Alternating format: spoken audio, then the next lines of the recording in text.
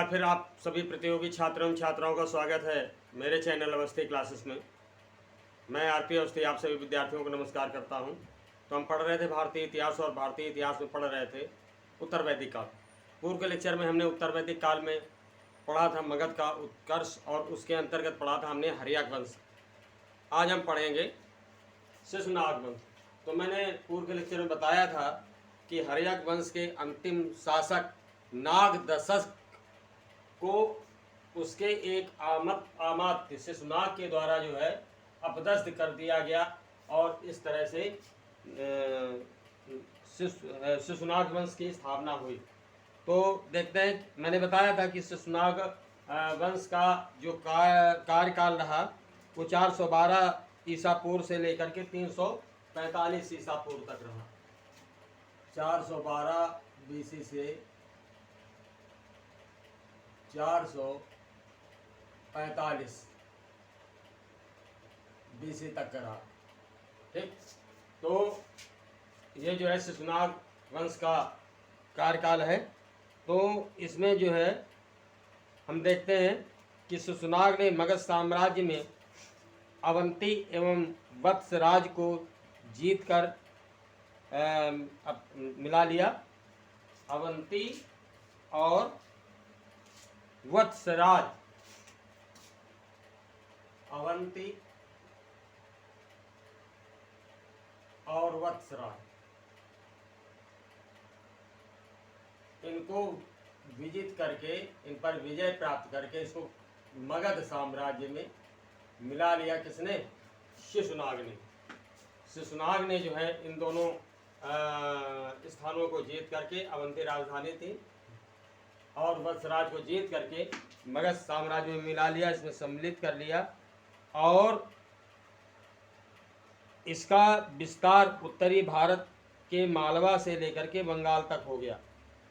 उत्तरी भारत में मालवा से लेकर के, मालवा गुजरात में पड़ता है, और यहाँ से लेकर के पश्चिम बंगाल तक इसका जो है क्षेत्र हो गया।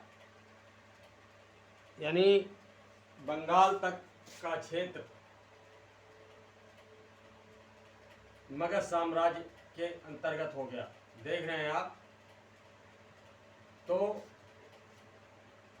उस समय यानी जो शिशुनाग वंश था उसका इतना प्रभाव था कि उसकी जो सीमा थी वो मालवा से लेकर के और बंगाल तक का जो क्षेत्र था वो मगध में सम्मिलित हो गया। ठीक है, मगध में सम्मिलित हो गया। और इसने वैशाली को अपनी राजधानी बनाया। पहले जो है आप देख रहे हैं कि राजधानी जो थी वो मगध थी, लेकिन शिशुनाग ने अपनी जो है राजधानी मगध के स्थान पर किसको बनाया? वैशाली। ठीक, शिशुनाग की जो है राजधानी वैशाली थी। और अब आते हैं कालाशोक, जो अगला शासक है। हम इसमें तो अभी पढ़े, हमने पढ़ा शिशुनाग वंश, शिशुनाग वंश। ठीक, और मैंने अभी इसका पीरियड बताया था 412 से 445, 412 ईसा पूर्व से 345 ईसा पूर्व, सॉरी 412 बीसी से 345 बीसी।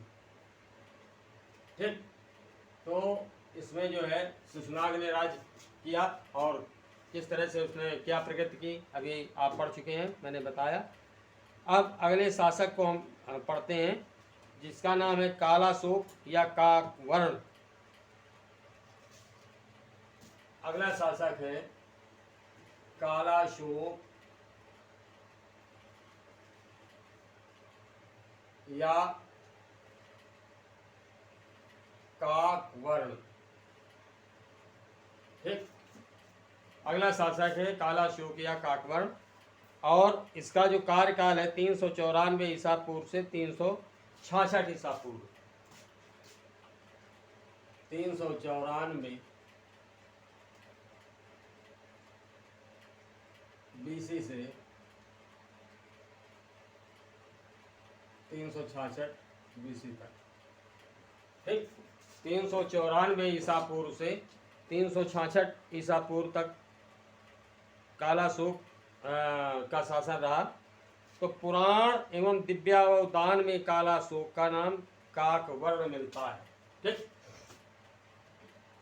यह दिव्यावदान जो ऐतिहासिक ग्रंथ है, तो उसमें और पौराणिक यानी पुराणों में दिव्य इसका कालाशोक का नाम जो है किस क्या मिलता है? काकवर्ण। अब सवाल बनता है कि काकवर्ण नाम मिलता है तो पुराणों में और दिव्यावदान में। ठीक, इसने अपनी राजधानी वैशाली के स्थान पर पुनः मगध को बनाया। राजधानी परिवर्तन किया कालाशोक ने। ठीक, राजधानी परिवर्तन, और वो परिवर्तन ये रहा कि वैशाली के स्थान पर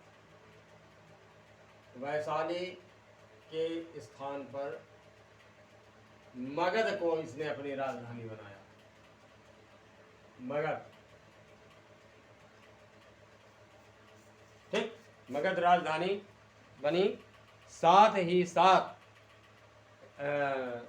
यूं इसको कह सकते हैं पाटलिपुत्र, पटना पाटलिपुत्र, ये राजधानी बनी वैशाली के स्थान पर। और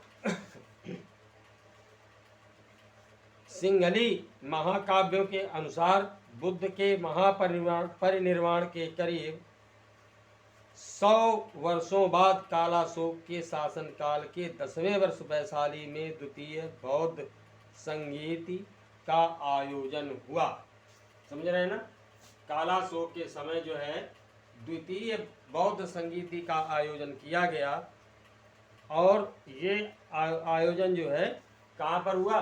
वैशाली में, यानी द्वितीय बौद्ध संगीत।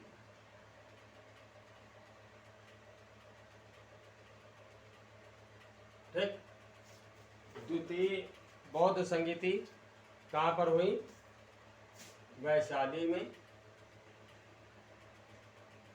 कालाशोक के समय में, यानी 383 ईसा पूर्व में। ठीक है, पूछा गया है सर, ये सवाल कई बार पूछा गया, 383 BC में या ईसा पूर्व में।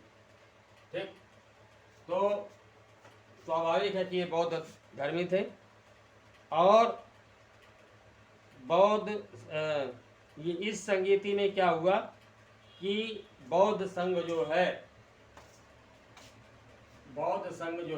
वो दो भागों में बट गया। बौद्ध संघ दो भागों में बट गया। किन किन भागों में? महासांघिक और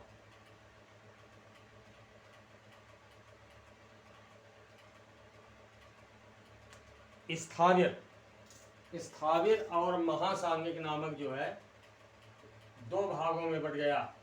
बौद्ध धर्म के दो हिस्से हो गए,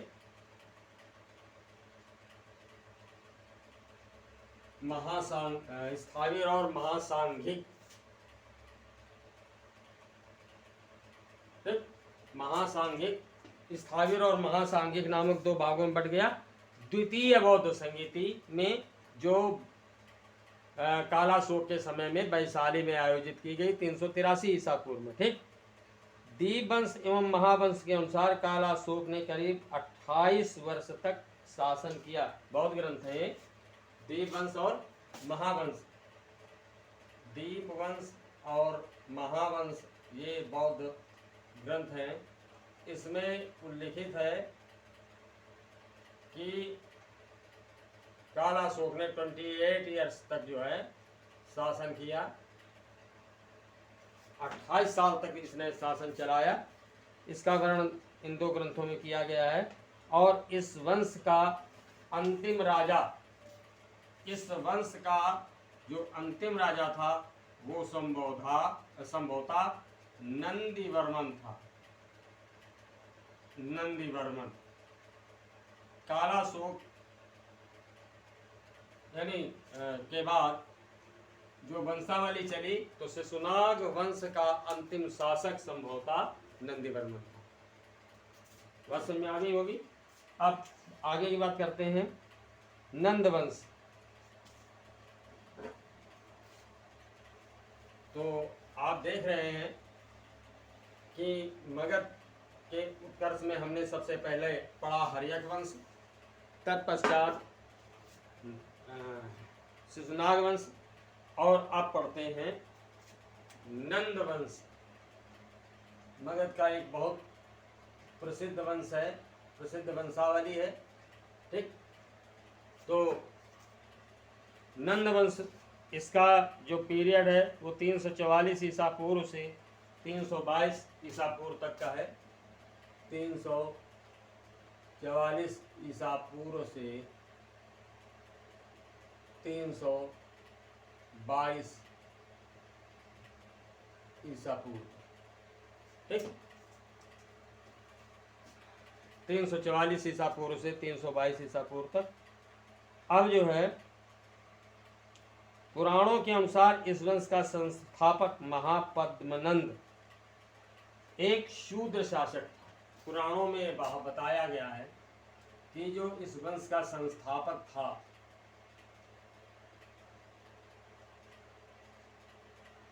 महापद्मनंद था। महापद्मनंद, और ये महापद्मनंद जो है ये बताया गया है पुराणों में कि ये शूद्र था। साथ ही साथ पुराणों में इसके लिए एक छत्र, पृथ्वी का राजा, अनुल्लंघित शासक, यानी एक छत्र, पुराणों में इसे क्या बताया गया, एक छत्र, यानी एक छत्र राज्य करने वाला, इसका विरोध कोई न करने वाला हो, दूसरा कोई शासक ही न हो। दूसरी बात अनुल्लंघित, अनुल्लंघित यानी जिसका उल्लंघन किसी के द्वारा न किया गया हो, कोई जिसका विरोध न करता हो। साथ ही साथ ये इसकी क्वालिटीज हैं, इसकी विशेषताएं हैं। इसे भार्गव बताया गया है पुराणों में। भार्गव माने होता है परशुराम के समान। ठीक, भार्गव का तात्पर्य है यहाँ ये परशुराम के समान पराक्रमी। ठीक है, और इसके बाद जो है सर्व छत्रांतक, इन नामों से जाना गया है इसे। सर्व छत्रांतक यानी सभी क्षत्रियों का नाश करने वाला। तो स्वाभाविक है कि पराक्रमी रहा होगा, तभी ऐसा कहा गया है। ठीक है, सर्व छत्रांतक, सभी क्षत्रियों का नाश करने वाला, सभी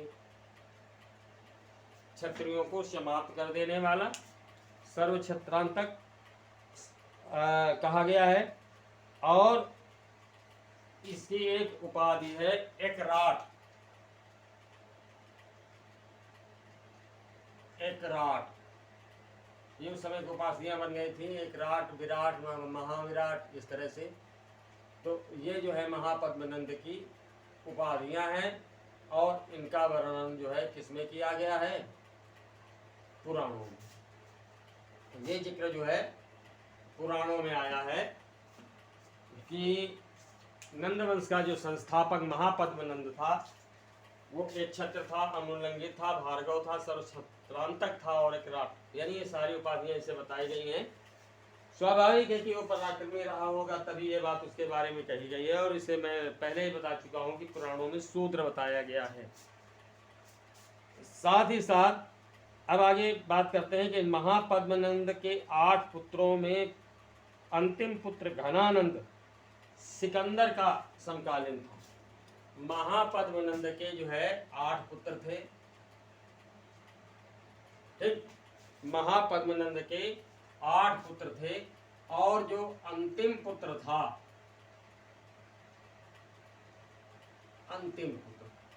अंतिम पुत्र जो है वो था घनानंद। घनानंद, और घनानंद जो था वो सिकंदर के सिकंदर महान का समकालीन था। सिकंदर ने 323 ईसा पूर्व में भारत में आक्रमण किया। 326 ईसा पूर्व में इसकी डेथ हो गई।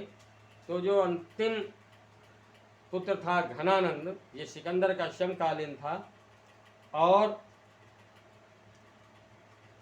ग्रीक लेखकों ने, ठीक, ग्रीक लेखकों ने घनानंद को जो है अग्रमीज कहा है। पूछा गया है सवाल कई बार परीक्षाओं में। जो ग्रीक लेखक हैं उन्होंने, ग्रीक लेखकों ने जो है घनानंद को किस नाम से पुकारा है? अग्रमीज। अग्रमीज नाम से जो है इसे संबोधित किया है। इसके अतिरिक्त एक नाम इसका और दिया गया है, जैंद्रमीज। दूसरा नाम इसे जो है क्या दिया गया है जैन लेखकों के द्वारा? जैनमींद्र। ठीक, दूसरा नाम इसका जो है जैनमींद्र दिया गया है। जैंद्रमीज, सॉरी,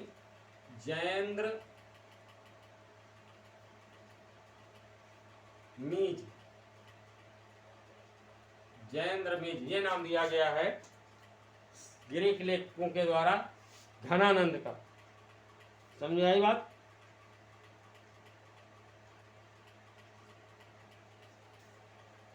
ये इसकी स्पेलिंग है XANMEST,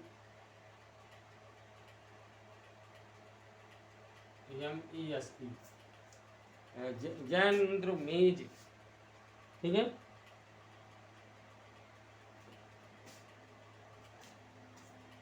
जैंद्रमीज,